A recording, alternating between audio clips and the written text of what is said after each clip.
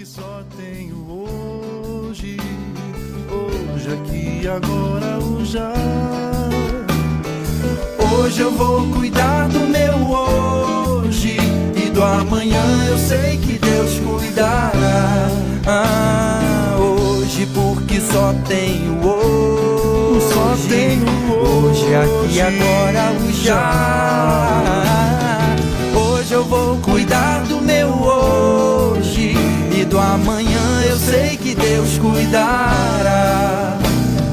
Hoje porque só tenho hoje, hoje aqui, agora, o já. Hoje eu vou cuidar do meu hoje, e do amanhã eu sei que Deus cuidará.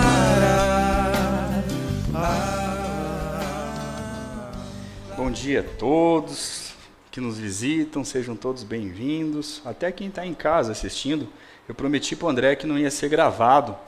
Falei para ele que alguma coisa ia acontecer com a câmera, mas ele podia estar fazendo qualquer coisa, Jussi. Podia estar pescando, podia estar jogando bola com o Gabriel, mas não. Ele vai estar vendo aqui para depois puxar a orelha. Tem um seriado do Netflix, eu não sei pronunciar muito bem, porque uma das promessas do ano passado era aprender inglês esse ano e eu não aprendi. Então eu não sei pronunciar muito bem, mas em português seria o sobrevivente designado, ou designated survivor, não sei se vocês já assistiram, mas é um monte de gente que desaparece, que vão embora, e fica lá um cara, designado, sobrevivente, para conduzir. É um bobão que não sabe o que está fazendo, mas ele é gente boa, então eu estou me sentindo mais ou menos assim, alguém que vai conduzir hoje aqui, e eu espero que Deus me ajude e ajude vocês também. Esse mês, a conversa é um pouquinho diferente. Como vocês já me conhecem, a maioria, eu não emagreci o que eu queria emagrecer. Eu fiz vários planos no ano passado que eu gostaria de ter colocado em prática esse ano, e eu não consegui. E final de ano a gente faz isso. Final de ano e começo de ano, geralmente a gente faz planos, a gente faz metas. A gente olha para o nosso passado e percebe o quanto de coisa que a gente não conseguiu fazer, como a gente administrou mal o nosso tempo, as oportunidades que a gente teve, e a gente olha para o futuro com a esperança de que esse ano vai ser diferente. Esse ano a gente vai fazer coisas melhores. Eu não sei se você já traçou as metas do seu ano. Ler um livro, talvez, Dani? Ou aprender um idioma, como eu gostaria de ter feito, sei lá, fazer inglês, italiano, ir para a academia, que nem o Elton, a Thaís tão forte ali, firme e forte na academia. Eu gostaria de ir para a academia. Enfim, a gente tem várias metas. E eu vou falar para você, fazer planos não é ruim. É legal, porque quando você faz esse exercício de olhar para trás e ver o que você não fez, e olhar para o futuro, você se mexe. Você faz uma análise da sua existência, da sua vida, e fazer isso é muito bom. Porque ficar na inércia, eu vou falar para vocês, ficar na inércia mata. Ficar parado sem fazer nada é ruim para você. Então, vale a pena você fazer planos, olhar para trás, olhar para frente, traçar as suas metas, os seus planos. O problema é que quando vai chegando uma certa idade, que nem eu aqui, que já passou dos 40, a gente começa a ficar cético. A gente começa a ficar incrédulo, porque a gente olha e sabe, eu faço planos, mas eu não cumpro. Eu faço planos, mas eu não coloco eles em ação. E isso pode deixar você um pouco inibido, mas eu quero te encorajar. Faça as suas listas de desejos e planos para esse ano que vai entrar. Só que tem um problema. O problema é, toda vez que a gente vai fazer a nossa lista de prioridades, a gente é mesquinho. Quando a gente vai fazer a nossa lista de prioridades, a nossa lista geralmente é equivocada. E ela é equivocada e ela é errada porque a gente tem lentes que a gente olha para a nossa vida, são lentes equivocadas também. São lentes erradas, são lentes egoístas. E a gente se esquece de várias coisas. Eu quero citar pelo menos duas coisas que impedem a gente de fazer a nossa lista de prioridade da forma correta. A primeira é que a gente olha o mundo sem a noção plena, sem a consciência plena da eternidade. Esse é o primeiro ponto. A gente olha para o aqui e para o agora. A gente olha só para o nosso presente. A gente olha só para o próximo verão. Não, próximo verão eu quero ir para a praia. E tem um monte de gente na praia. O Rodrigão está lá, curtindo a praia. E não é errado, a gente tem que curtir mesmo. Só que a gente não olha para o futuro. A gente não olha para a eternidade. A gente pensa no aqui e agora. Matar um leão por dia. E esquece que tem toda uma existência. E quando a gente toma decisões erradas, a gente rompe laços, a gente quebra relacionamentos. Vamos olhar para a pandemia, o que aconteceu. Tem muita gente que acreditava que 2022 não ia chegar, porque está difícil. Empresas quebraram, finanças quebraram, tem gente que perdeu o emprego, famílias foram destruídas, laços foram desfeitos, a gente perdeu gente. A pandemia levou gente, levou familiares, levou amigos. Mas teve coisa boa também. Tivemos crianças que nasceram, batismos que aconteceram, nova chance foi dada. O ar que a gente respira, mais oportunidades aconteceram. E aí a gente tem que lembrar que existe toda uma eternidade. E antes da gente tomar as nossas decisões, a gente tem que lembrar disso. A vida não é só aqui e agora. Tem mais coisa pela frente. E o que a gente decide agora vai impactar por toda a nossa existência. Certas decisões que nós tomamos têm implicações diretamente na nossa vida. A segunda coisa que a gente esquece de olhar quando a gente vai montar a nossa lista de prioridades, e que a gente esquece da consciência, é a morte. Até porque morte ninguém quer falar, né? Coisa chata. Como é ruim falar sobre morte, sobre a fragilidade da vida, como a gente é frágil. E a gente esquece que existe uma eternidade, e a gente esquece que a gente é fraco e que a morte pode bater a qualquer momento. Quer ver um exemplo? Dia 24, agora, de dezembro, o Samuel, que muitos aqui conhecem, dessa igreja, a Maressa e a Marina, estavam viajando para Minas, visitar uns parentes. Quando eles chegaram próximo de Registro, o carro saiu da pista, começou a rodar. Rodou, ele perdeu o controle do carro e ele disse que foi Jesus que salvou a família deles naquele momento. O carro parou do lado de uma mureta, um fio de cabelo da mureta. E não era qualquer mureta, tinha um precipício ali. E ele viu a vida dele por um fio. Quando a gente recebe um chacoalhão na vida, a nossa lista de prioridades muda. Você quer ver um outro fato? A Sol não está aqui, mas eu vou citar. A sobrinha dela tem 23 anos de idade. Casada com um filhinho pequeno, o Bruno. E ela acabou de receber um diagnóstico que ela está com câncer. 23 anos de idade, ela está com câncer. Então imagina você receber um diagnóstico e o médico chega para você e fala assim, ó, se você tomar os seus medicamentos, você chega em 1 ano de vida. E aí? Não foi esse o diagnóstico dela, ok? Ela vai iniciar o tratamento. Eu estou citando um exemplo. Se chega um diagnóstico desse, eu tenho certeza, absoluta, que a sua lista de prioridade vai mudar. Ah, vai mudar, com certeza. Então eu quero te chamar a atenção para esse início de ano. Vamos fazer a nossa lista de prioridade? Vamos. Vamos planejar a praia, vamos planejar emagrecer, vamos ler um livro, vamos estudar, vamos trabalhar, vamos ampliar a nossa empresa, mas tem outras coisas que precisam ser acrescentadas. E o tema desse mês é agora. Decisões que não podem ser deixadas para amanhã. E eu quero sugerir algumas decisões que você vai tomar. Mas antes de a gente fazer isso, eu quero pedir para você que está em casa e você que está aqui, fechar os seus olhos por 1 minuto. Vamos lá? A gente vai falar com o Criador de toda a existência. Aquele que antes da gente fazer a nossa lista de prioridade, ele não esquece da gente. Senhor, eu quero pedir agora, Senhor, em nome do Teu Filho Jesus, é no nome dEle que todas as coisas acontecem e existem. Livra a gente agora, Senhor, nesse momento, de todos os pensamentos ruins que a nossa cabeça bagunçada gera. Senhor, nos livra agora dos nossos medos, das nossas angústias, dos nossos traumas. Eu quero pedir, Senhor, que toda a expectativa que a gente tem seja lançada sobre o Senhor agora. Toda a esperança da nossa vida, do nosso ano, sejam lançados no Senhor, que tem o caminho certo da vida. Eu quero pedir, Senhor, que receba esse encontro aqui para a honra e para o louvor do Seu nome. Que as músicas que cantamos sejam para engrandecer o Senhor, seja o Seu evangelho pronunciado em forma de música. Receba para o Senhor isso.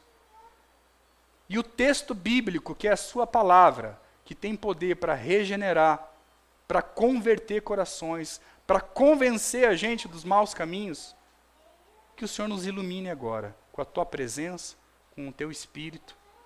Avança, Senhor, o seu reino e frutifica aqui, Senhor, a sua igreja que está aqui, em nome de Jesus. Amém. Gente, vamos lá. Eu quero então sugerir para vocês algumas coisas, ok? Eu vou pedir para o Alisson colocar o próximo slide, por favor. Decida... perdão. Eu comi bola aqui. Eu tenho um recadinho que o Rodrigo me pediu e esqueci de compartilhar com vocês. O que está projetado aqui, que vocês estão lendo, é viver e partilhar a vida de Jesus para que outros o sigam, sendo referência em serviço e plantar novas igrejas. Essa é a missão dessa comunidade aqui do Bairro Alto. Ser e fazer discípulos de Jesus. Porque uma coisa é ser, outra coisa é fazer discípulos. E ser e fazer discípulos é aquilo que o próprio Deus Criador nos chama para fazer. Eu tinha um professor, ainda tenho, ele ainda existe, o professor Santareno, sempre na faculdade de teologia ele falava assim, me conta uma coisa, se a sua igreja fechar as portas, o bairro vai sentir saudade? Vai lembrar de vocês? O que vocês estão fazendo aqui é relevante para a sua comunidade? As pessoas sabem que vocês existem e o que vocês fazem refletem o amor e o evangelho que Jesus pediu para a gente fazer? Essa é uma pergunta que faz a gente sempre se renovar. Pensando nisso, a gente criou essa missão e no próximo sábado vai acontecer o seguinte, no dia 8, 10 duplas vão sair aqui da comunidade. Já temos 5. Então eu lanço o desafio, que se você tiver com um tempo no próximo sábado, conversa ali com o Alisson, comigo, com o Rodrigão, com a Sara, com alguém dessa comunidade, porque a gente vai se juntar aqui em duplas e vamos dar uma volta aqui no bairro. Para fazer justamente essa pergunta para quem a gente encontrar. Vão ser mais ou menos umas 200 entrevistas, ok? E aí, você conhece a Igreja Presbiteriana do Bairro Alto? Se a pessoa falar, conheço. A pergunta é, da onde? Você já viu, passou na frente? O que você sabe da gente? Porque se você não sabe, essa comunidade ela tem vários projetos. Alguns estão em stand-by por conta da pandemia, mas isso aqui, em outros horários, vira um tatame de jiu-jitsu.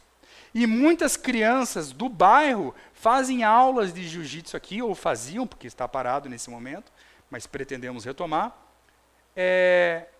e têm acesso a uma comunidade, de uma forma que eles não teriam. E não tem barganha, não tem troca, não precisa vir aqui no culto de domingo para poder ter acesso, não. A gente faz isso por amor, porque Jesus ensinou a gente a fazer isso. Tem outras formas também que a gente acessa a comunidade. A Ivete, que está ali escondidinha, ela faz um monte de comida boa. Ela faz pão, faz bolacha, cookie, biscoito. E você passa aqui no dia de semana, tem uma mesa ali fora para oferecer para pessoas mais carentes. Passa e pergunta, quanto que é? Ela fala, não é nada, pode levar. As pessoas nem acreditam, né, Ivete? E ela tem chance de partilhar a vida de Jesus, porque ela é discípula de Jesus. E agora ela tem chance de fazer discípulos através disso. E vou te falar, tem várias pessoas que estão acessando a comunidade através desse projeto que está sendo feito. Com a Ivete e outras pessoas, o Vitor, o Alisson, o Rodrigão, sempre estão aqui. Tem a assessoria da graça, são advogados que se dispõem o tempo deles para vir aqui uma vez por mês para ajudar pessoas que não têm condições financeiras de contratar uma assessoria jurídica. Seja por pensão alimentícia, que está com dificuldade, problemas no emprego, enfim, consegue acessar os advogados aqui de graça. Tem também artesanato com a Maria Antônia e as meninas, tem fisioterapia, tem tanta coisa que é feita e oferecida nessa comunidade de graça para servir o bairro. E a gente quer fazer essa entrevista para as pessoas. E aqueles que não conhecem ainda, vai ser entregue um cartãozinho de contato, com e-mail, um telefone, pedidos de oração. Você gostaria que a gente orasse por você? E é isso que a gente vai fazer no próximo sábado. Então, quero te desafiar e te convidar para fazer parte disso. Pronto, Rodrigão, dado o recado, vamos voltar lá. Acho que o vídeo está de novo, pode passar. Eu quero que você inclua na sua lista de prioridades uma decisão que você deve tomar. Decida crescer. Decida crescer como? Não é de estatura física, tá, Maressa? Pode ficar tranquila. É decidir crescer na missão. Como assim decidir crescer na missão? Eu quero dizer para você que se você tomar essa decisão aqui hoje, a sua vida vai ser completamente transformada. Porque corre o risco muito grande de você estar numa caminhada de fé, numa comunidade há 5 anos, 10, 15, 20, 30, 40, 50, 70 anos e ainda não entendeu o que é a missão que está acontecendo no mundo e mais, que você é chamado para participar dessa missão. E que missão é essa? A gente vai bater um papo agora sobre essa missão. Porque eu não sei se você sabe, essa realidade que a gente está vivendo agora não é a realidade no qual toda a existência foi criada. Não era para a gente viver do jeito que a gente está vivendo, com doenças, sofrimento, morte, roubo, egoísmo, e fechar os olhos para essa vida. A gente não foi feito para viver dessa forma. A gente foi feito para viver e desfrutar de uma vida em abundância, sem lágrimas, com muita alegria, na presença do nosso Criador. Mas como a gente é tão ruim, a gente decidiu dar as costas para isso. É difícil entender isso, né? Se eu fizer uma pergunta individual aqui, você gostaria disso? Todo mundo vai dizer não. Mas aí, o fato é que a gente é ruim, a gente é pecador. E um dia, o ser humano decidiu romper com o Deus Criador. E nesse rompimento, o mundo tomou outra proporção. Porque o próprio Deus Criador disse que no dia que a gente desobedecesse e desse as costas para Ele, toda sorte de maldade, pecado, iria entrar no mundo. E desde então, a gente é fadado à morte. Só que existe uma missão, porque esse mesmo Deus justo, que prometeu isso e disse o seguinte, ó, se você me desobedecer, você vai morrer, e ele tem que ser justo. Ele não pode passar a mão na cabeça de Diomar e falar, Diomar, você é pecador, mas vai, eu te liberto, vem para o paraíso. Não tem justiça num Deus desse. Ele precisa cumprir a santa promessa. Ele também é amoroso, e ele decide fazer uma missão. Que missão é essa?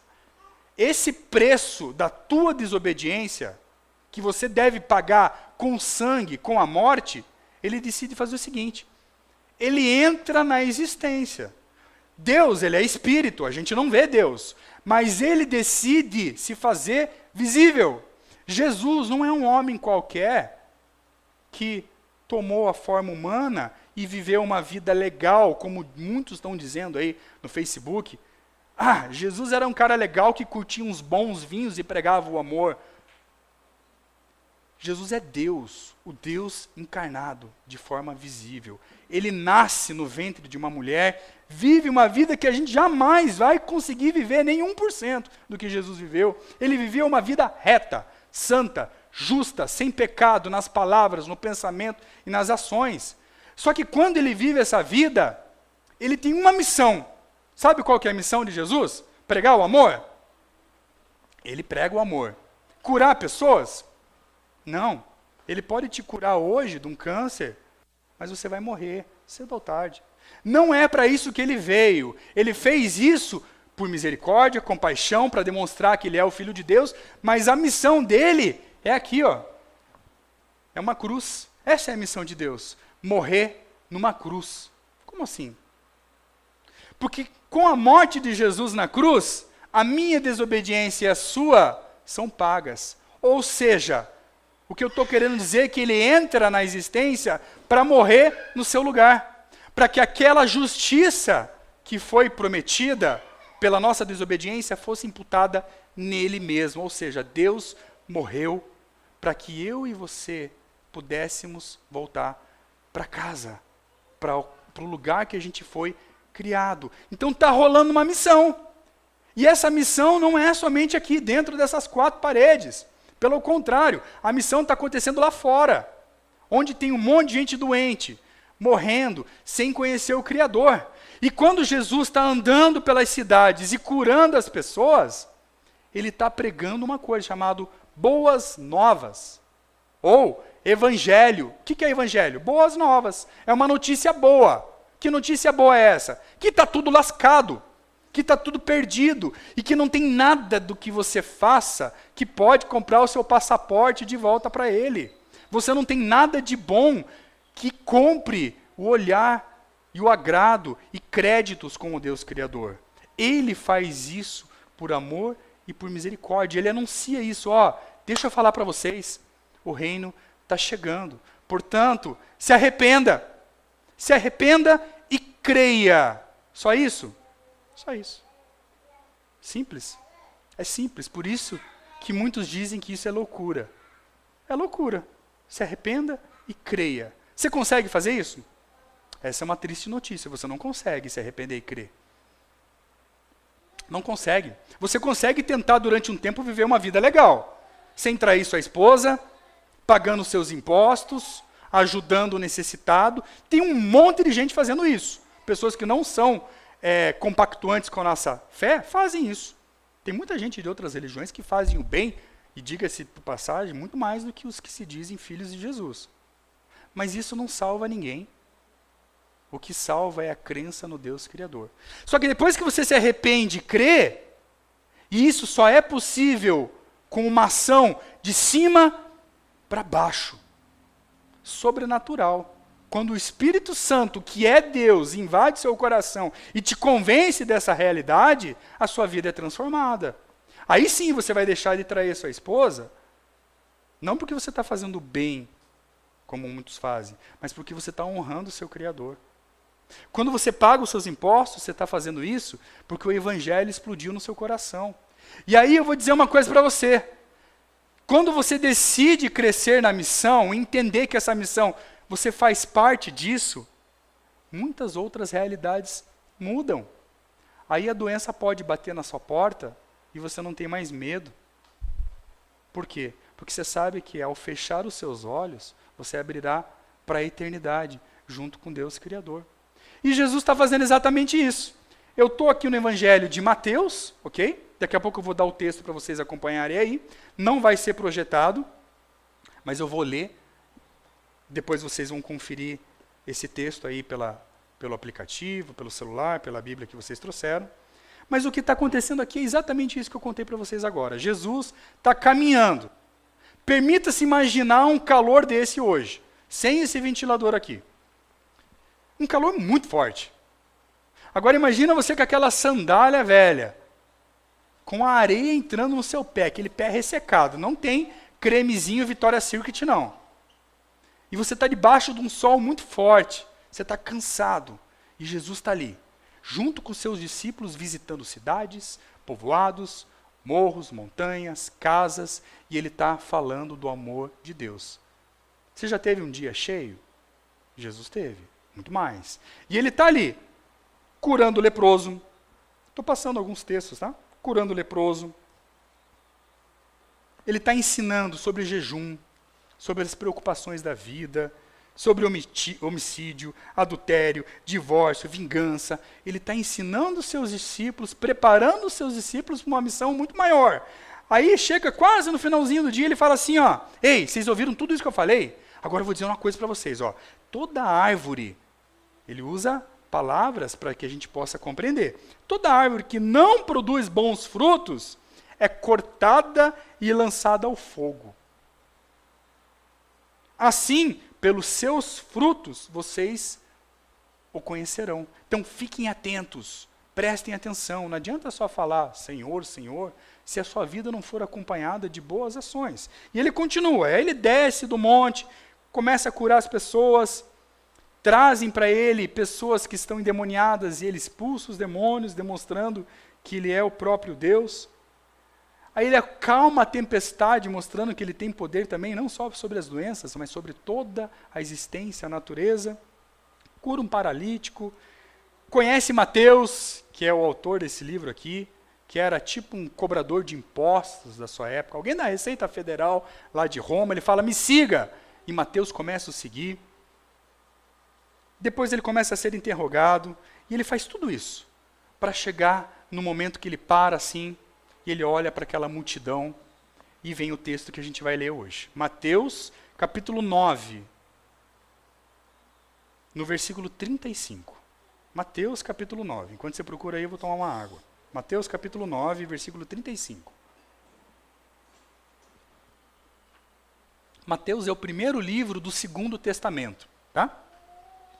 Tem o Primeiro Testamento e o Segundo Testamento. O primeiro livro do Novo Testamento, do Segundo Testamento, é Mateus. É o Evangelho segundo Mateus. Capítulo 9, versículo 35. eu vou ler para vocês. Jesus ia passando por todas as cidades e povoados, fazendo o quê? O que a gente acabou de ler.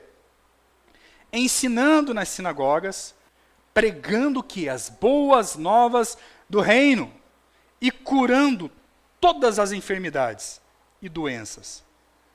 Agora preste atenção aqui. Ao ver as multidões, teve compaixão delas. Por quê? Porque elas estavam aflitas, desamparadas, como ovelhas sem pastor. Então ele disse aos seus discípulos: olhem para tudo isso, a colheita é grande, mas os trabalhadores são poucos. Peçam, pois, ao Senhor da colheita que envie trabalhadores para a sua colheita. Até aqui por enquanto. Gente, aqui Jesus está falando da missão dele e convidando outros para essa missão. Porque ele iniciou essa missão, mas ele está chamando mais gente, porque a missão é grande e precisa de trabalhadores. Mas o ponto principal dessa missão é compaixão. A base dessa missão de Jesus é compaixão. Porque o texto conta que ao ver a multidão, Jesus teve compaixão. E esse ver não é a mesma coisa que vocês estão vendo agora. Pegar, olhar, eu vi aqui uma caixa de som, estou vendo a mochila ali, a câmera me filmando, e o microfone do Sandy Júnior. Não é isso. É um ver diferente. É um ver com sentimento. É se inclinar com intenção para olhar o que está acontecendo. E a compaixão é uma resposta de uma emoção que te faz agir. Então Jesus com compaixão olha, porque ele está vendo um monte de gente perdida. Desamparada, ele usa a palavra. Elas estão desamparadas, perdidas, aflitas, como ovelhas sem pastor. Não tem ninguém para elas olharem, se inspirarem, orientarem, elas estão perdidas. E quando a gente está perdido, a gente só faz besteira, a gente não sabe para onde ir. Jesus tem compaixão, e ele quer, para essas pessoas, que elas conheçam o caminho de volta para casa. É isso. E Jesus fala, ó, vamos se engajar nisso aí. Tem muita gente, a colheita está pronta. E essa palavra não é para 2000 anos atrás, é para agora também. A colheita está pronta. E como que Deus converte o coração da gente? Através do poder dele, só que ele faz o seguinte, ele chama você, primeiro para você ser salvo. Primeiro ele te salva. Primeiro ele imputa dentro do seu coração e da sua razão, porque não é somente a fé, é o conhecimento anda junto com a fé. Você é convencido disso. Você acorda para a vida e sai fazendo essa missão de contar para os outros essa boa notícia. Eu gosto muito quando um dia que o André falou para mim, numa conversa informal, parece aquele seriado do Walking Dead, para quem já assistiu, dos zumbis. Aqueles zumbis todos andando, tudo torto. A gente é o zumbi. A gente vai andando, morto-vivo, vai caminhando. E nessa caminhada a gente vai chamando outros para fazerem parte disso. Só que talvez essa consciência ainda não tenha batido para a gente. Que essa mensagem é urgente. Como é que eu posso dizer que eu tenho amor no meu coração se eu sei que uma pessoa que está próxima de mim não desfruta da mesma coisa que eu desfruto? Eu preciso falar para ela. Eu vou te dar alguns motivos legais para você entrar na missão, ok? Mas antes disso eu preciso ser honesto com você. Eu preciso te dar motivos que vão acontecer quando você se engajar na missão.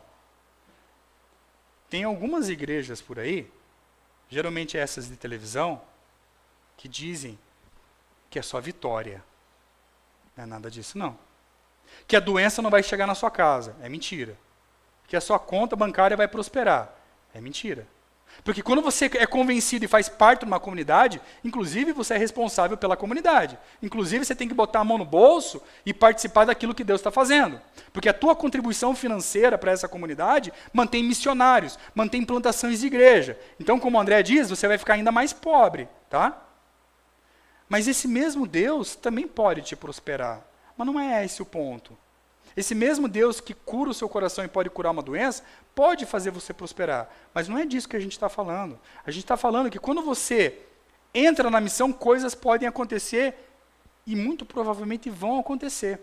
Depois que Jesus fala assim, ó, ore para que o dono da colheita mande trabalhadores, sabe o que ele fala em seguida? Ele envia eles e fala o seguinte, capítulo 10, no versículo 16, vem uma bomba. Olha o que ele fala aqui. Eu estou enviando vocês como ovelha entre lobos. A ovelha tem chance contra lobo? A ovelha vai lá bater no lobo? A ovelha morre. O lobo mata a ovelha. Eu estou enviando vocês como ovelhas entre os lobos. Sejam astutos, sejam inteligentes, mas sem ferir. Sem ser ingênuo, mas mudem de lugar, se adaptem, fiquem espertos, porque para onde vocês estão indo, vocês não serão bem-vindos. Então é o seguinte, quando você entra na missão, não pense que vai ser tudo sonho e fantasia. Coisas ruins podem acontecer e muito provavelmente vão acontecer. Versículo 26. Olha o que vai acontecer. Portanto, não tenham medo deles. Jesus está falando. Não há nada escondido que não venha a ser revelado, nem oculto que não venha a se tornar conhecido. O que eu lhes digo na escuridão, falem à luz do dia. Vocês estão ouvindo isso aqui que está sendo dito hoje? Falem à luz do dia, tornem à luz. O que é sussurrado nos seus ouvidos, proclamem dos telhados. Não tenham medo dos que matam o corpo, mas tenham medo de quem? De quem pode matar a alma. Não é errado ter medo, gente. O que Jesus está falando é o seguinte, ó, tenham medo, mas tenham medo da forma correta. Não tenham medo daqueles que podem te ferir aqui. Tenham medo do Criador. Não tenham medo de quem mata o seu corpo. Tenham medo de quem pode pegar o seu corpo, a sua alma, o seu espírito e levar por toda a eternidade na condenação. Tenham medo de mim. Temam a mim. Porque o princípio da sabedoria é o temor ao Senhor. Temam a mim, que posso fazer coisas piores. Daquele que pode destruir tanto a alma como o corpo no inferno. Toda árvore que não dá bons frutos é cortada e lançada ao fogo. Está falando de condenação. Tá? E por fim, versículo 34. Não pensem, Jesus falando, que eu vim trazer paz à terra. Não vim trazer paz. Mas eu vim trazer espada. Pois eu vim para fazer com que o homem fique contra o seu pai, a filha contra a sua mãe, a nora contra a sua sogra, os inimigos do homem serão os da sua própria família. Só para vocês entenderem, naquele tempo de Jesus, eles aguardavam o Messias. Mas o Messias que eles estavam aguardando, eles achavam que ia trazer paz política. Iam libertar eles dos romanos. Ia ser um Messias todo glorioso, que ia trazer paz. Ele falou, não, eu não vim fazer nada disso que vocês estão esperando, não. O evangelho que está chegando agora, pelo contrário, ele vai romper. Porque quando você se converter na sua casa, pode ser que os seus familiares rompam com você. Pode ser que haja divisão entre marido e mulher, entre pai e filho, entre tio, entre sogro, entre avós. Eu não sei se vocês já viveram isso. Eu tenho muitas experiências familiares de pessoas que se afastaram da gente pelo simples fato de saberem que agora eu sou ou estou tentando ser um discípulo de Jesus. Porque eu estou tentando. Porque a gente vai tentar o resto da vida, até morrer. A gente nunca vai ser perfeito. Eu vim trazer espada, o evangelho vai romper. É isso que Jesus está falando. E por fim, versículo 37, olha que pesado. Quem ama seu pai ou sua mãe mais do que a mim, não é digno de mim. Depois você se entende com Jesus, tá? É ele que está falando. Quem ama seu filho ou sua filha mais do que a mim, não é digno de mim. E quem não toma a sua cruz e não me segue, não é digno de mim. Quem acha a sua vida, a perderá. E quem perder a sua vida por minha causa, a encontrará.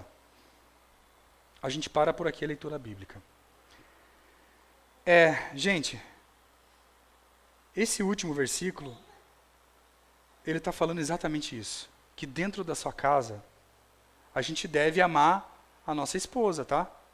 Não é isso que ele está dizendo. Pelo contrário, o apóstolo Paulo disse num dos seus livros que o homem deve morrer pela sua esposa, como Cristo morreu pela igreja. Não é esse o ponto. O que ele está dizendo é o seguinte: quem é a prioridade na sua existência? Tem que ser o Criador. Está sendo isso no momento? Não sei. Muitas vezes eu acho que na minha vida não. Talvez na sua, se você for parecido comigo, também não. Mas hoje é tempo, no primeiro encontro do ano, da gente se arrepender e reorganizar as coisas. Reorganizar a lista e falar assim, não, o Senhor é minha prioridade. Deus é minha prioridade. Antes da minha esposa, antes dos meus filhos. E lá em casa a gente tem aprendido isso. Pelo menos eu tenho tentado com a minha esposa priorizar isso. Deus em primeiro lugar. E mostrar para os meus filhos que Deus é em primeiro lugar. Depois, sabe quem que é? É a minha esposa. Eu tenho que amá-la em prioridade aos meus filhos. Primeiro ela. E ela a mim. Depois os meus filhos. Essa é a ordem de escala que Cristo nos orienta para uma vida saudável. E aí eu quero te dar agora alguns motivos, depois de toda essa bomba que a gente recebeu aí, de perseguições, porque Jesus falou isso, ó, eu fui perseguido. Se eu fui perseguido, e me chamaram até de Beuzebu, que é o príncipe dos demônios, das trevas, quem dirá vocês? E a prova disso é que a gente olha para a história e vê o que aconteceu com os discípulos, né? Muitos perderam a cabeça, foram levados ao fogo, queimados. E ele está dizendo, ó, vai acontecer com vocês também. Mas deixa eu falar para vocês, existem coisas boas em você se engajar na missão. E a primeira delas é, quando você decide crescer na missão, você vai conhecer o dono da missão. Esse é o primeiro ponto. Se engaja na missão, porque quando você se engaja na missão, você vai estar em contato direto com o dono da missão, com o dono dessa palavra, com aquele que criou toda a realidade, com o Deus Todo-Poderoso. E você vai estar muito mais perto dele, crescendo junto com ele, crescendo nele, na palavra dele. E quando você cresce com ele, aí tudo fica mais fácil. Aí você perde o medo do escuro, aí você perde o medo das aflições, aí você luta pelos seus recursos financeiros, mas com outra perspectiva. Porque quando a coisa aperta, você tem para quem olhar e falar, Senhor, Todo-Poderoso, me salva, me ajuda, está difícil. E sabe o que ele diz? Ele fala assim, ó, aquele que bate, a porta abre. Aquele que vem a mim, o fardo fica leve, tipo algodão. Venha. Então, primeiro ponto, decida crescer na missão. Não porque isso apenas vai te fazer bem, porque isso é um chamado, é uma ordenança. Não pega bem discípulo de Jesus, vamos falar de Jesus.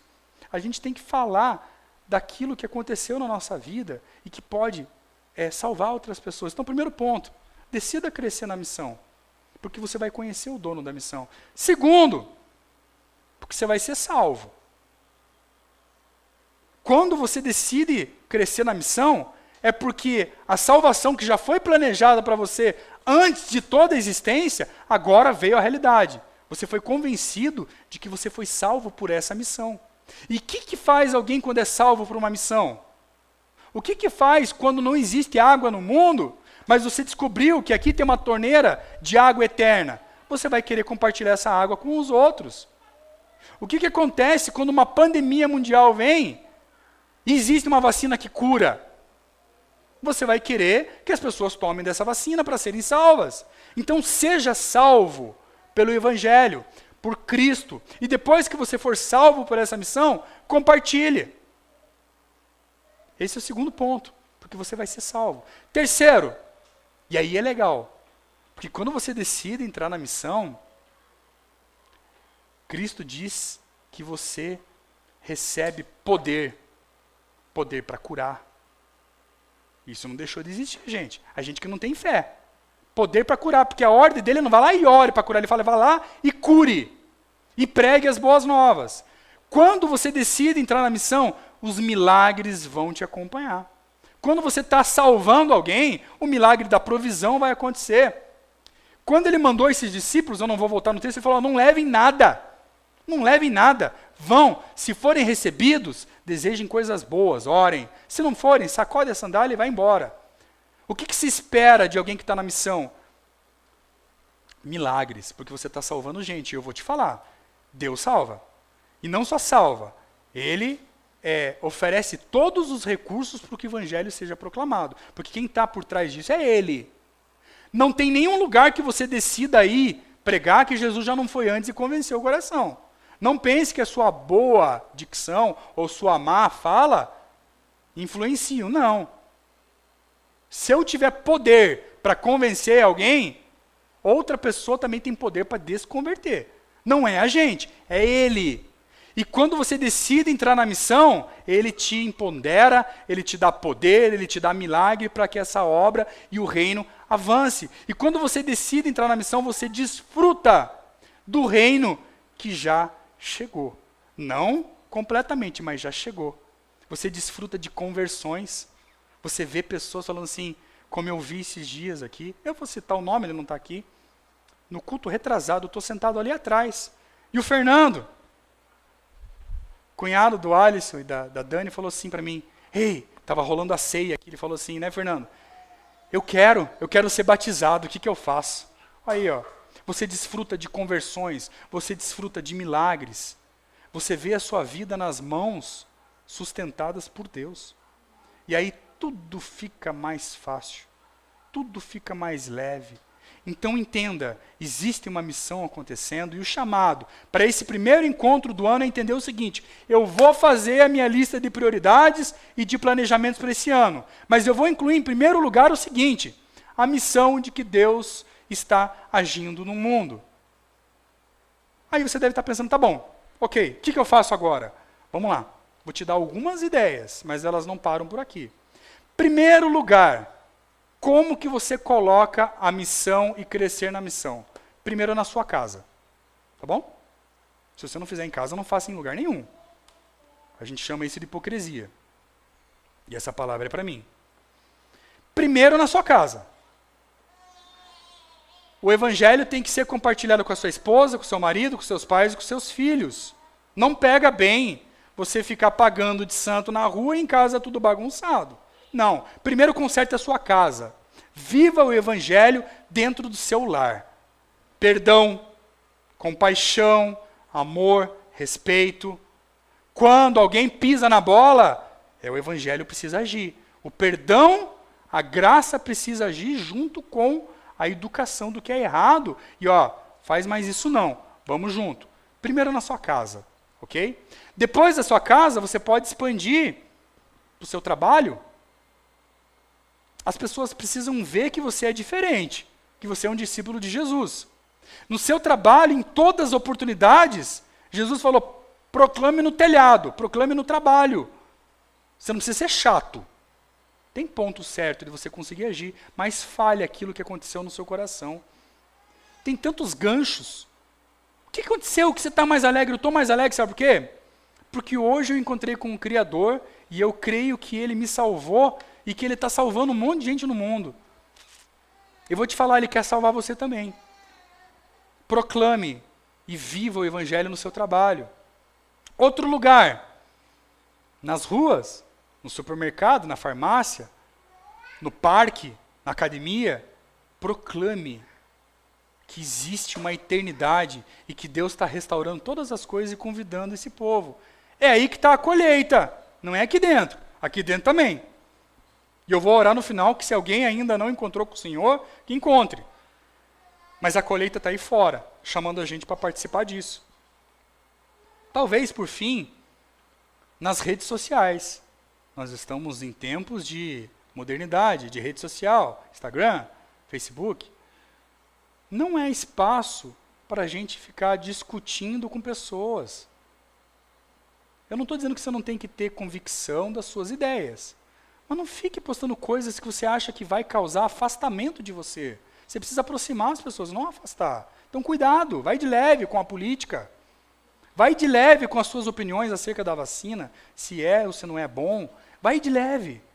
Proclame coisas que gerem vida, coisas alegres, coisas que as pessoas olham e falam, puta, que legal. que deem risada, que te aproximem, para que você tenha chance de caminhar com essa pessoa, e caminhando com essa pessoa, você abre as portas da eternidade para essa pessoa. Se essa pessoa vai ser salva ou não, não depende de você, depende do Deus Criador, convencê-las ou não. Então engaje na missão. Esse é o pedido de Jesus Cristo para a sua vida.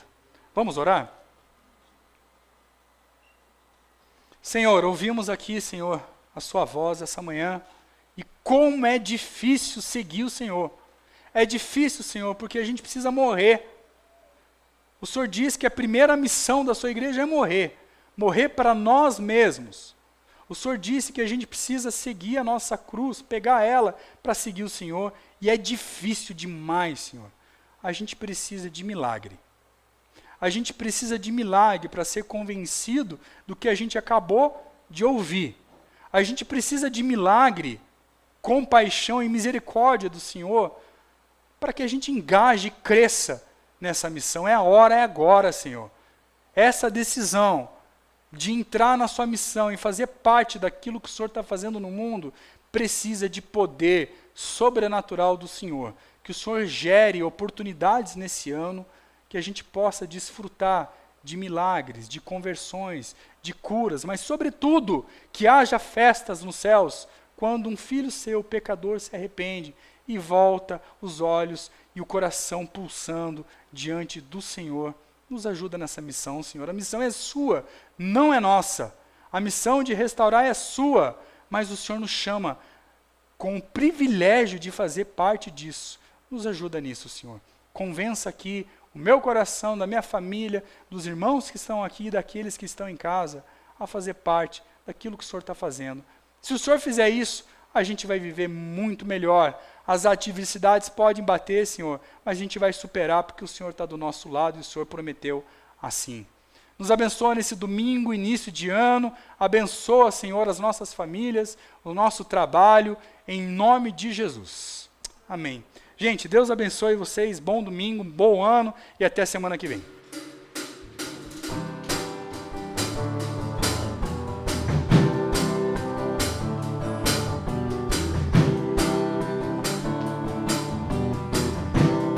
Assim, que todo dia seja o meu viver para te honrar. Minhas atitudes todas para te louvar. O caminho que Jesus aponta, sim, por ele vou seguir. Revelar o teu amor por onde for.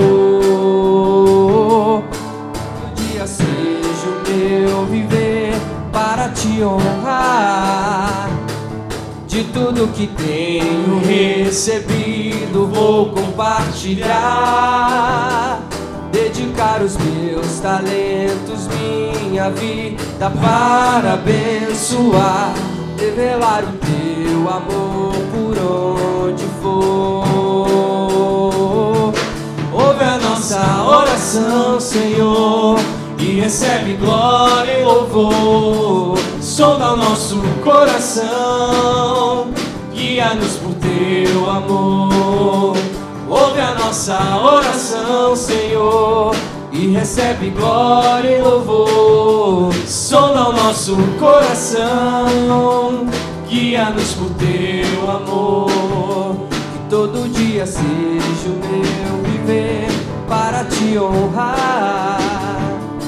Minhas atitudes todas para te louvar.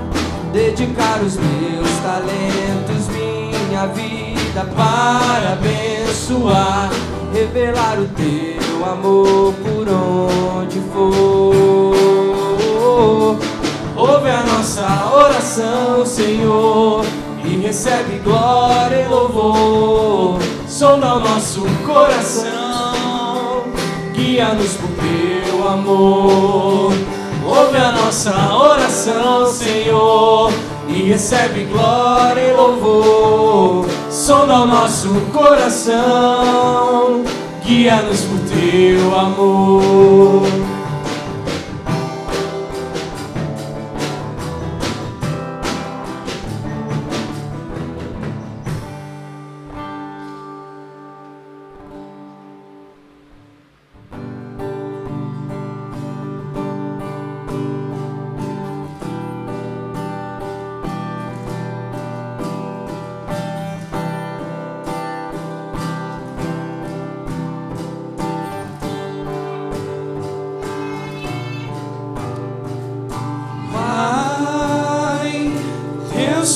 poderoso, tem compaixão de mim.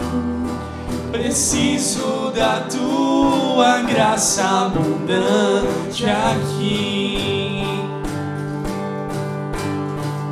Quebra meu coração e salva-me de mim. Faz-me bem-aventurado em ti. Pai, Deus de justiça, misericórdia, amor, confesso que me afastei, me esqueci de ti. Eu não sou mais que os outros, me ensine a ver quem sou. Faz-me doar ao invés de possuir. Esvazia o meu ego, enche-me de ti. Ajuda-me a confiar,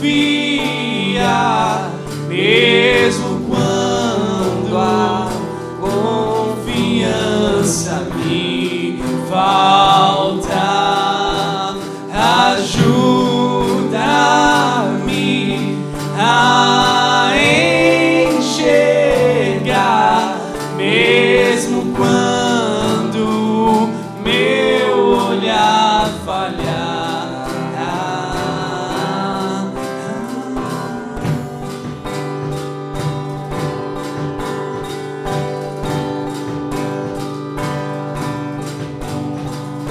Pai, Deus poderoso, tem compaixão de mim. Preciso da tua graça abundante aqui. Quebra meu coração e salva-me de mim. Preciso-me bem-aventurado em ti. Pai, Deus de justiça, misericórdia, amor, confesso que me afastei, me esqueci de ti. Eu não sou mais que os outros, me ensine a ver quem sou. Faz-me doar ao invés de possuir. Esvazia o meu ego, enche-me de ti. Ajuda-me a confiar, mesmo quando a confiança me falta. Ajuda-me a enxergar, mesmo quando meu olhar falhar. Ajuda-me a confiar, mesmo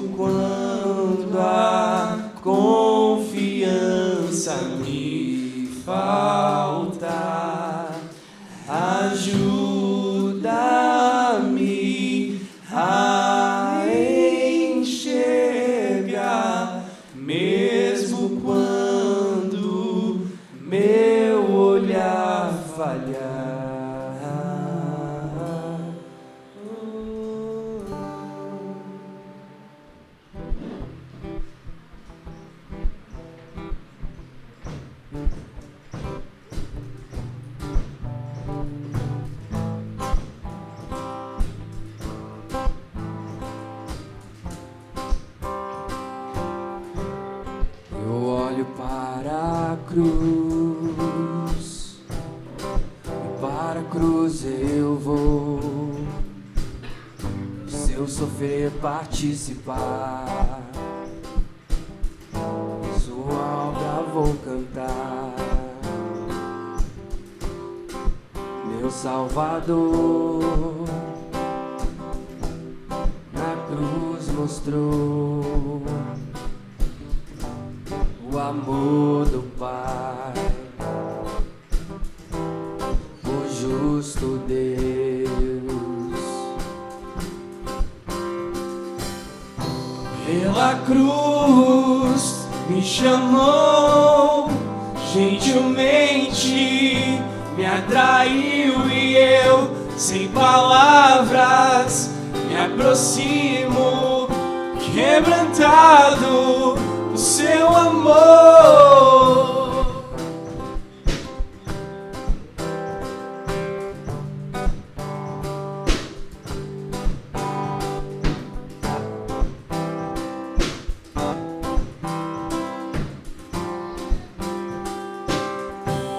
Imerecida vida, de graça recebi, por sua cruz, da morte me livrou, trouxe minha vida. Eu estava condenado, mas agora pela cruz eu fui reconciliado. Pela cruz me chamou, gentilmente me atraiu e eu, sem palavras, me aproximo, quebrantado no seu amor. Pela cruz me chamou, gentilmente me atraiu e eu, sem palavras, me aproximo, quebrantado no seu amor. Impressionante é o seu amor.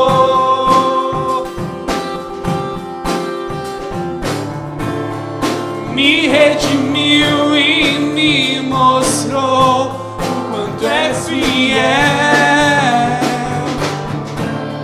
Impressionante é o seu amor.